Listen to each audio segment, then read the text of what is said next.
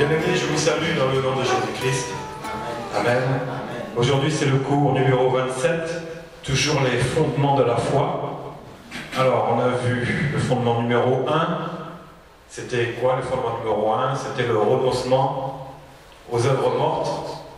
Fondement numéro 2, c'était la foi en Dieu. Et maintenant, le fondement numéro 3, c'est toujours dans notre texte de base, qui est Hébreux 6, versets 1 à 3.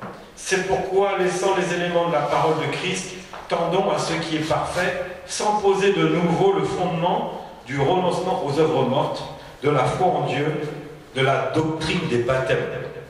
Donc le fondement numéro 3, c'est la doctrine des baptêmes. Alors là, il est parlé de baptême au pluriel. Mais est-ce que tu t'es baptisé dans plusieurs baptêmes? Non, dans un seul. Mais tu vas découvrir que finalement tu te baptises dans plusieurs baptêmes. Pas dans tous les baptêmes, mais au moins dans plusieurs baptêmes. Donc, dans ce chapitre-là, on voit qu'il y a plusieurs baptêmes. Il y a 4 baptêmes. 4 baptêmes. Le premier baptême, s'il est dans... Tout ça, c'est dans le Nouveau Testament. C'est le baptême de Jean. Jean. Deuxième, c'est le baptême de souffrance et de mort de Jésus. Troisième, c'est celui que nous avons l'habitude de pratiquer. C'est le baptême chrétien, donc de Christ. Et le quatrième, c'est quoi? Le baptême du Saint-Esprit. Alors, le baptême, c'est fondamental. C'est pour ça que la Bible dit, celui qui croira et qui sera baptisé. Il sera quoi? Sauvé. Et celui qui ne croira pas, il sera condamné. Donc, quand tu crois à la parole de Christ, ça veut dire que tu acceptes toute la parole. Donc, le baptême devient une évidence. Donc, croire ne suffit pas pour être sauvé. Il faut se faire baptiser. Et c'est Jésus qui a dit lui-même, si tu crois et si tu es baptisé, tu es sauvé. Mais si tu ne crois pas, est-ce que tu peux te faire baptiser? Eh bien si. Si tu crois pas, non. Ben si. Moi, à l'âge de 6 mois, je ne croyais pas et on m'a baptisé. Mais est-ce que c'est valable? Ça, c'est force. C'est pas valable. Mais pourtant, ça existe. Il y en a beaucoup comme ça qui sont baptisés alors qu'ils n'ont pas cru. On leur dit, on leur demande même pas leur avis parce qu'ils sont bébés, ou même peut-être un peu plus grands, on va te faire baptiser. Ce n'est pas biblique. Donc le vrai baptême, le baptême chrétien, c'est qu'il faut d'abord croire en Jésus-Christ. Tu te fais baptiser, tu as le salut. C'est-à-dire tu rentres dans le salut. Après, tu dois travailler au salut. Alors, on va voir le verset de base. Dans Matthieu 3, 11, il est dit, « Moi, je vous baptise d'eau, pour vous amener à la repentance, mais celui qui vient après moi est plus puissant que moi, et je ne suis pas digne de porter ses souliers. Lui, il vous le baptisera du Saint-Esprit et de feu. » Donc le mot baptiser, ça veut dire dans la Bible être immergé dans l'eau. Ça veut dire être lavé, être purifié. Le baptême de Jean, c'est un baptême de repentance, de confession, de pardon des péchés. Alors, le fondement de la foi, on va voir donc le fondement des baptêmes. Le fondement des baptêmes, c'est quoi? C'est d'abord la repentance, c'est la mort au péché et c'est la vie nouvelle en Christ. Voilà le fondement de ces baptêmes-là. Dans tous ces baptêmes, on va retrouver ça. Alors le premier baptême, c'est le baptême de Jean. Vous connaissez Jean? Oui. Jean, comment on l'appelle aussi? Jean-Baptiste. Jean le Baptiste. Voilà. Alors Jean le Baptiste, Dieu lui avait donné une mission. Et il arrivait dans la même époque que Jésus. Donc les deux cousines étaient enceintes. Et Jean avait une mission comme Jésus avait une mission. Donc pourquoi? Parce que pourquoi on se fait baptiser? C'est pour une repentance, c'est pour un changement. Mais est-ce que les baptêmes existaient dans l'Ancienne Alliance? Non. Pourquoi? Parce que dans l'Ancienne Alliance, il y avait, c'était quoi? Pour demander la repentance, pour demander pardon des péchés, qu'est-ce qu'ils faisaient? C'était pas un baptême? Les holocaustes, les sacrifices. C'était ça. Donc dans l'Ancienne Alliance, le peuple vivait selon la loi donnée, que Dieu avait donnée à Moïse, et c'était la repentance, selon ce que tu as fait, tu dois sacrifier un veau, un bœuf, une brebis, un mouton, un pigeon, voilà, selon l'importance des péchés qu'il faisait. Donc il y avait différentes choses.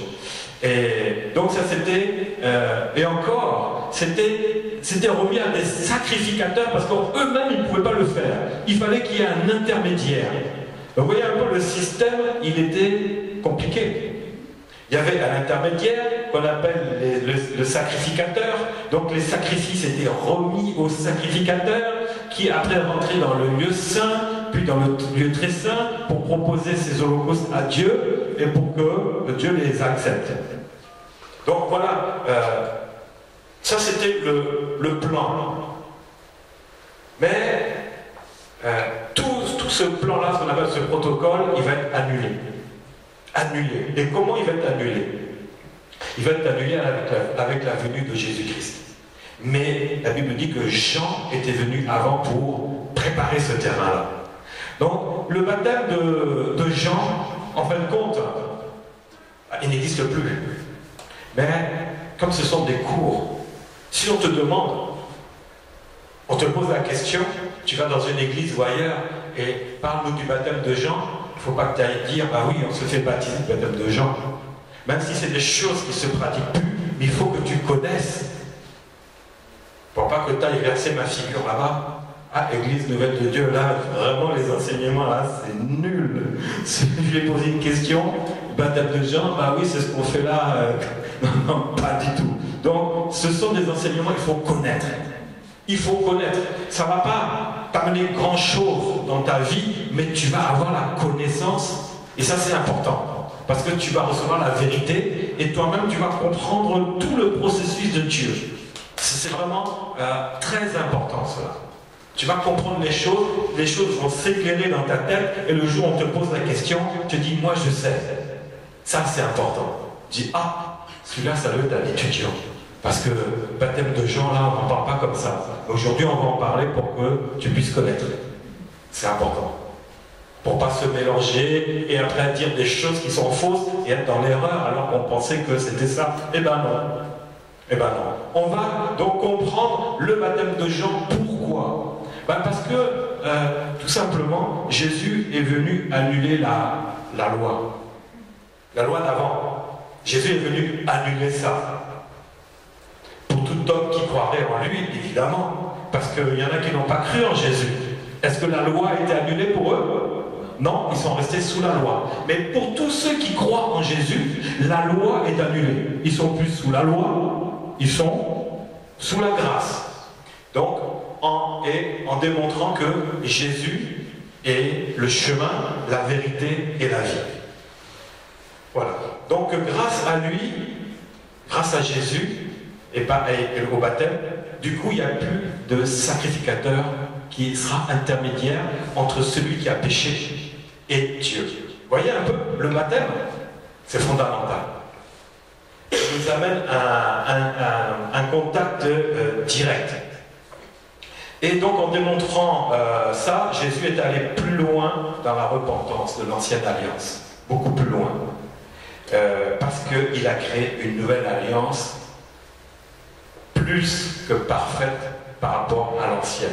La Bible dit dans Agé 2:9, la gloire de cette dernière maison sera plus grande que celle de la première, dit l'Éternel des armées, et c'est dans ce lieu que je donnerai la paix, dit l'Éternel des armées. Donc la paix vient dans la dernière maison. Et la dernière maison, c'est la nouvelle alliance. La première maison, c'était l'ancienne alliance. Elle était bonne. Mais la dernière maison est plus grande puissante que la première. Il fallait une première maison. Mais Dieu nous a fait sortir de cette première maison pour nous faire rentrer dans cette deuxième maison. Et c'est dans cette deuxième maison que le baptême maintenant a été mis en place. Pourquoi? Parce que la deuxième maison devenait plus grande. Beaucoup plus grande. Alors Dieu a mis un plan pour passer de la première à la deuxième. Alors on va voir ce plan. La deuxième maison, je l'appelle la Nouvelle Jérusalem. Voilà la dernière maison. Ça sera notre maison. C'est la Nouvelle Jérusalem. Il s'agit ici de ta vie éternelle. La Nouvelle Jérusalem, c'est la vie éternelle, l'endroit où tu vas te retrouver dans la vie éternelle. C'est la deuxième maison qui est plus grande. Alors, le baptême de Jean, c'était un baptême d'eau pour la repentance des péchés. Un baptême d'eau pour la repentance des péchés. Et cela a été confirmé par Zacharie, donc le père de Jean. Et il est dit dans Luc 67, le cantique de Zacharie. Donc quand Jean est né, Zacharie, il ne pouvait même plus parler. Mais tout d'un coup, Dieu lui ouvre la bouche et il commence à prophétiser. Zacharie, le père, fut rempli du Saint-Esprit et il prophétisa en ces mots. Béni soit le Seigneur, le Dieu d'Israël, de ce qu'il a visité et racheté son peuple. Et il nous a suscité un puissant sauveur dans la maison de David, son serviteur, comme il avait annoncé par la bouche de ses saints prophètes des temps anciens. Un sauveur qui nous délivre de nos ennemis et de la main de tous ceux qui nous haïssent. C'est ainsi qu'il manifeste sa miséricorde envers nos pères et se souvient de sa sainte alliance. Voyez ? La Sainte Alliance, c'est la nouvelle. Selon le serment par lequel il avait juré à Abraham, notre Père, de nous permettre, après que nous serions délivrés de la main de nos ennemis, de le servir sans crainte en marchant devant lui dans la sainteté et dans la justice pour tous les jours de notre vie. Et maintenant il s'adresse à son fils. Il dit, et toi, petit enfant, tu seras appelé prophète du Très-Haut. Alors Jean, il avait quel ministère là? Prophète. Prophète du Très-Haut. Car tu marcheras devant la face du Seigneur pour préparer ses voies, afin de donner à son peuple la connaissance du salut par le pardon de ses péchés. Donc là, il est en train de prophétiser sur le bébé qui, 30 ans après, va commencer à préparer les sentiers de Jésus. Donc il avait prophétisé. Jean le Baptiste, c'était un prophète. Grâce aux entrailles de la miséricorde de notre Dieu, en vertu de laquelle le soleil levant nous a visités d'en haut, pour éclairer ceux qui sont assis dans les ténèbres et dans l'ombre de la mort, pour diriger nos pas dans le chemin de la paix. Et là, on parle donc de Jésus. Donc, Jean le Baptiste, et c'était un prophète, d'abord. Prophète des derniers temps. Alors, en fin de compte, il était prophète des derniers temps de l'Ancienne Alliance et prophète des nouveaux temps de la Nouvelle Alliance. Lui, il était dans les deux maisons. Il était dans la première maison, prophète, mais il a été celui qui allait faire la passation. C'est lui qui a fait annuler tous les holocaustes. C'est lui, c'est Jean le Baptiste. Il fallait être prophète pour obéir à ça parce que c'était un changement radical. C'est là, ce jour-là, que le baptême d'eau a été mis en place pour le pardon des péchés, la repentance. C'est là que ça s'est passé. Donc lui, il était le maillon de passation entre l'ancienne alliance, Holocauste, et la nouvelle alliance. Tout s'est passé par lui. Finalement, c'est un changement brutal. Vous passez d'un ancien système à un nouveau système, c'est un changement brutal, n'est-ce pas? Imaginez dans un pays, on change de président, et c'était un président de droite, après c'est un président de gauche, le changement, il est brutal, n'est-ce pas? Parce que c'est plus les mêmes idées qui sont mises en place. Et le peuple, il a du mal à suivre. Et on va lui maintenant imposer des choses. Là, c'était la même chose. le peuple juif maintenant commençait à lui imposer des nouvelles choses. Ah non, nous on sait que pour notre pardon, le repentant, on sait qu'Abraham nous avait dit il faut sacrifier des animaux. Mais toi tu viens nous dire que si on plonge dans l'eau, d'abord si on confesse nos péchés, et on est pardonné. Mais j'accepte, ça me fait des économies. Mais est-ce qu'ils allaient accepter finalement? Non. On va voir ça. Ils n'allaient pas accepter. C'est un changement brutal qui se produisait dans la vie du peuple juif. Alors, les juifs qui allaient à la synagogue, donc les croyants, eux pouvaient facilement changer.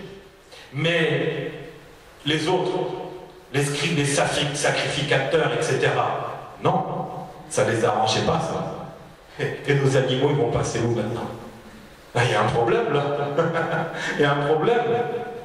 Vous voyez, la Bible dit dans Luc 16,16, on parle toujours de Jean. Il est dit, la loi et les prophètes ont subsisté jusqu'à Jean. Jean le Baptiste, ça a subsisté. Mais après, depuis lors, le royaume des cieux est annoncé. Waouh!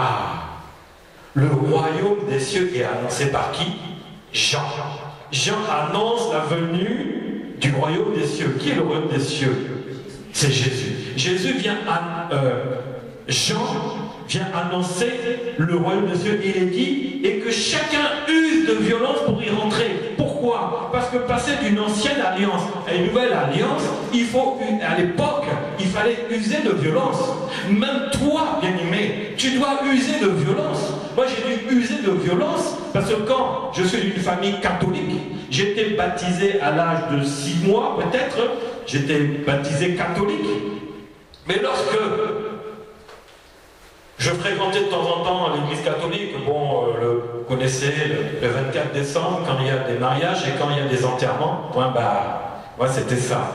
Voilà. Comment? Oui, même pas. J'y allais même pas. Parce que moi, ça ne me disait rien. Quand j'étais enfant, là, non. Non, j'ai fait confession, première communion, tout le bazar, j'étais baptisé. Mais arrivé à un moment, à l'âge adulte, on m'a invité dans une église. C'était une église protestante. Et j'ai commencé à écouter. Après, j'ai commencé à fréquenter. Et puis, j'ai entendu des choses que je n'entendais pas. Et on me parlait du baptême. J'ai dit non, le baptême, moi je suis baptisé. Ils m'ont démontré dans la Bible que ce baptême-là n'était pas valable. Parce qu'il faut croire. On m'a dit, quand tu avais 6 mois, tu te souviens, tu as cru, tu as demandé d'être baptisé? J'ai dit non. Et puis finalement, la parole m'a convaincu. Mais c'était violent pour moi. Et pour chacun, comme ça, c'est violent. Pour rentrer dans le baptême de Jésus-Christ, c'est violent. Parce que le baptême catholique, c'est pas le baptême de Jésus-Christ, je suis désolé. Ce n'est pas ça, on ne baptise pas des bébés. C'est pas possible. C'est pas écrit dans la Bible. Donc ça, c'est des transformations. Donc tout ça, même actuellement, pour eux, à l'époque, c'était violent. Pour nous, selon certains, c'est violent. Et quand je me suis fait baptiser, j'étais bien content. Mais quand j'ai annoncé à mon père que j'étais baptisé, il m'a dit, je te renie. Parce que toi, tu n'as pas considéré le baptême qu'on t'a donné. Et toi, tu t'en vas te faire baptiser. Mais c'est quelle secte, ça? Ben lui, c'était un catho qui n'avait même pas la Bible. Donc c'était violent pour moi. J'ai dit, soit je reviens vers lui et je ne suis plus déshérité, parce qu'il a des biens, donc moi je vais perdre tout l'héritage, il me raye sur le testament. C'est violent. J'ai dit non, c'est pas grave. Moi je reste où je suis parce que je sais que maintenant je suis baptisé et que c'est le vrai baptême.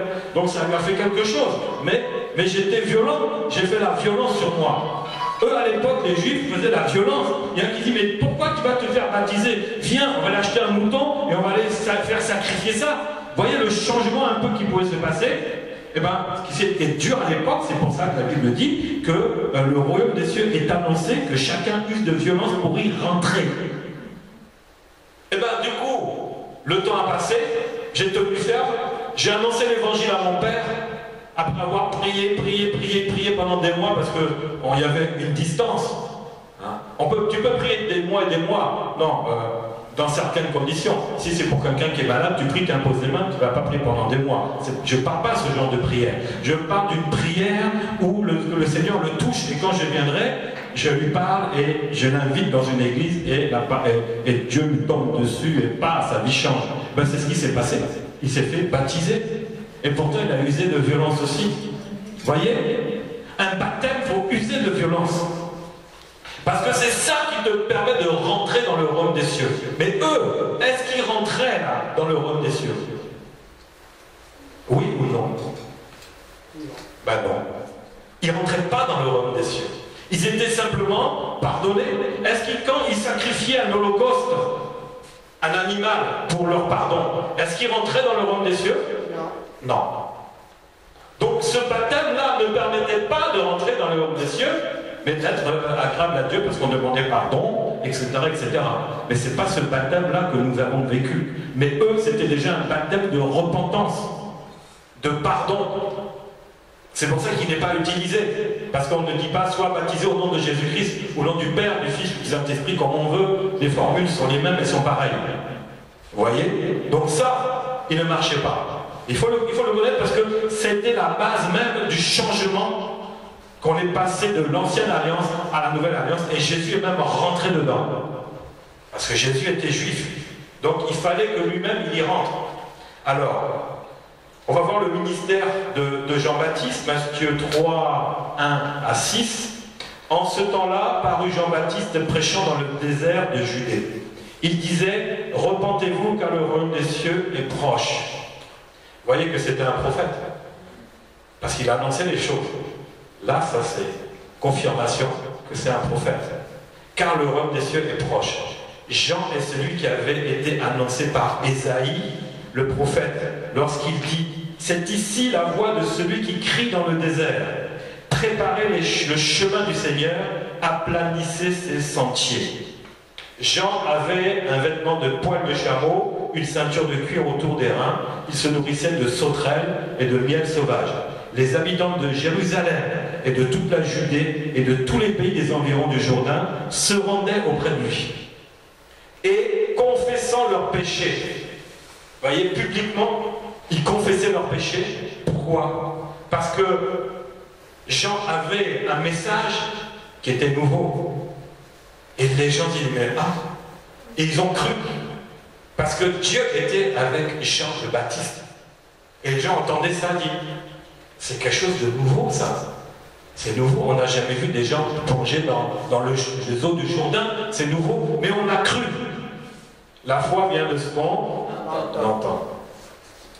Et ils se rendaient auprès de lui, confessant leurs péchés, ils se faisaient baptiser par lui dans les eaux du Jourdain. Donc voilà, le ministère de Jean-Baptiste, c'était ça. Préparer le chemin, aplanissez les sentiers. Alors, c'était la mission confiée à Jean de préparer le chemin du Seigneur Jésus-Christ, la venue du Messie, donc Jésus-Christ lui-même. C'est pour ça qu'il a dit, moi je vous baptise d'eau pour vous amener à la repentance.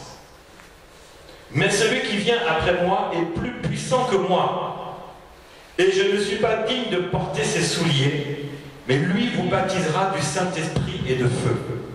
Ça c'est un autre baptême encore, on verra après. Le baptême du Saint-Esprit, le baptême du feu, le feu du Saint-Esprit. C'est la même chose. Il y en a qui dit ces deux baptêmes, c'est le même baptême.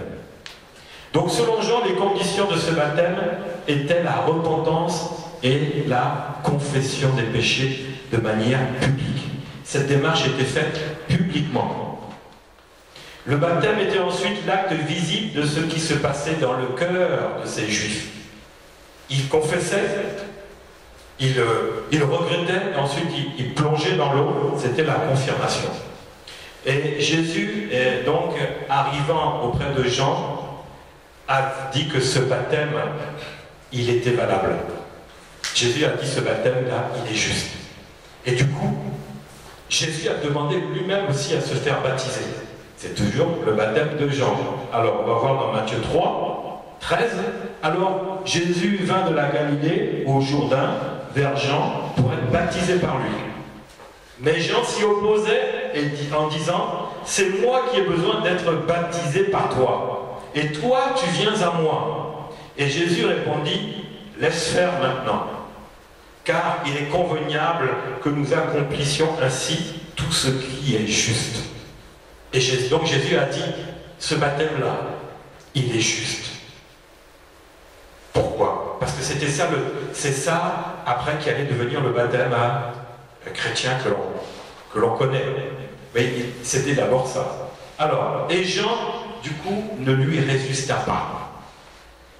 Dès que Jésus eut été baptisé, il sortit de l'eau, et voici les cieux s'ouvrirent, et il vit l'Esprit de Dieu descendre comme une colombe et venir sur lui.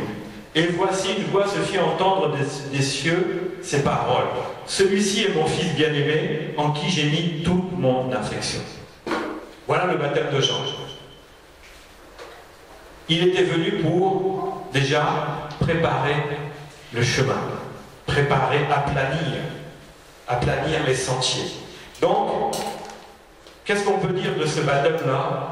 C'est le baptême qui amène à la dernière maison. C'est ça. Donc on peut voir que l'ancienne alliance, là, c'était la fin. L'ancienne alliance, vous savez que c'est ici qu'elle a commencé. Qu'elle a terminé. Ici. L'ancienne alliance, ici, c'était déjà aïe. C'était le début de la fin. Ancienne alliance. Donc Jean le Baptiste est venu en tant que prophète terminer avec l'ancienne alliance, préparer le chemin et rentrer dans le début de la nouvelle alliance. Et Jésus est celui qui a mis en place la nouvelle alliance. Mais Jean était venu pour préparer la nouvelle alliance. Donc le baptême, c'est quoi? C'était la préparation de la nouvelle alliance, de la venue de Jésus-Christ. Voilà le baptême de Jean. Donc ce baptême, il n'existe plus. Parce que c'était le tout début. Est-ce que vous avez des questions à poser sur ce baptême? Il est clair? Ça, c'est vraiment de l'enseignement pour connaître l'histoire. Comment on est passé de l'ancienne alliance à la nouvelle alliance. C'était là. C'était vraiment là. Il a fallu que Dieu suscite un homme qui est né en même temps que Jésus-Christ, mais qui était prophète, qui avait préparé. Il fallait que ça se passe ainsi. C'était la volonté de Dieu, c'était le plan de Dieu. Donc, pas de questions là-dessus, c'est clair? Voilà, que Dieu vous bénisse. Amen. Merci frère Philippe.